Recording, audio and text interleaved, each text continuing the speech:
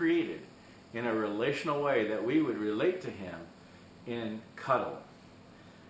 He even said things as he was introducing this to people, as he went around dealing with the Pharisees who were hell-bent on this non-relational frame. You know, they were living pretty high and mighty in this non-relational frame, and Jesus is about to upset the apple cart, so to speak. So Jesus comes along and he says to them, you know, you all have heard it said that thou shalt not murder. But I say unto you, and he goes on to talk to them in terms of what is relational. He also suggests in another passage, you know, you've heard thou shalt not commit adultery, but I say unto you. And he goes on to speak to them in a relational context.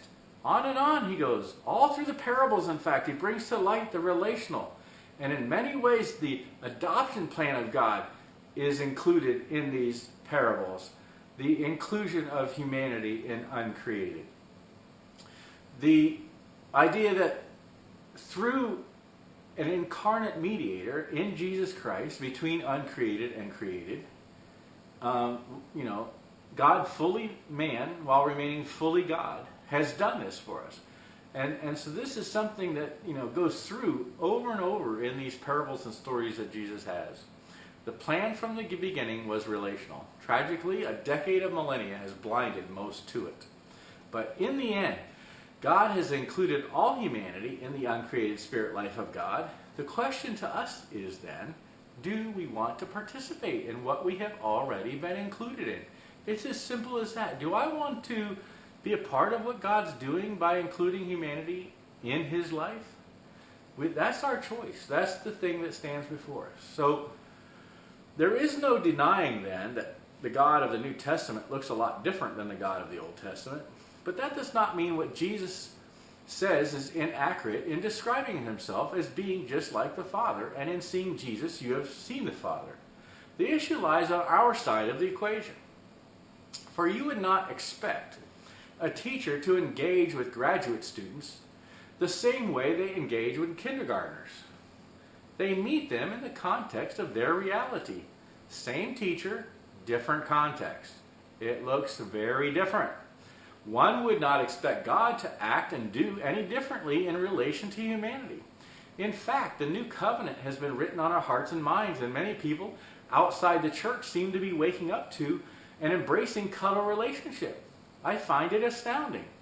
In the institution we call church, well, not so much. So obviously we can all agree that pain and suffering exist. But while it remains, it testifies to the reality that God desires to include as many as possible in his uncreated life.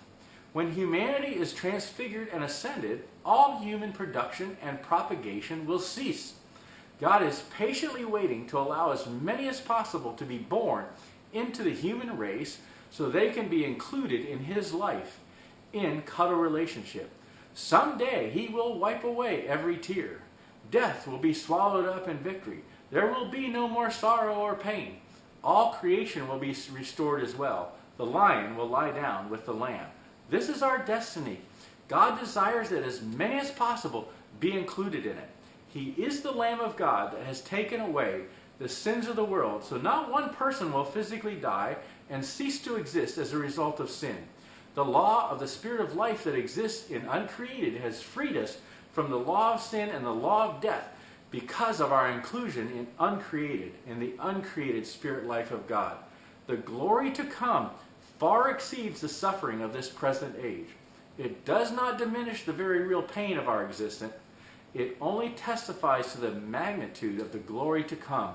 While in this life suffering may be unbearable, the life to come is immeasurable, eternal, and infinite. Praise be to God who has included us in this marvelous journey of adoption, of created into uncreated. Sin simply made the journey ugly for all, including God, maybe especially God. Let us be thankful that he has included us in it. Let us endure to the end so as many as possible will also be included in it. In a very real way, our suffering gives opportunity to others to be included in the glory of the uncreated life that originates in and from the Godhead. the very life that all humanity has been included in, both those that are born and yet to be born. Our suffering testifies to God's desire to include as many as possible in his life.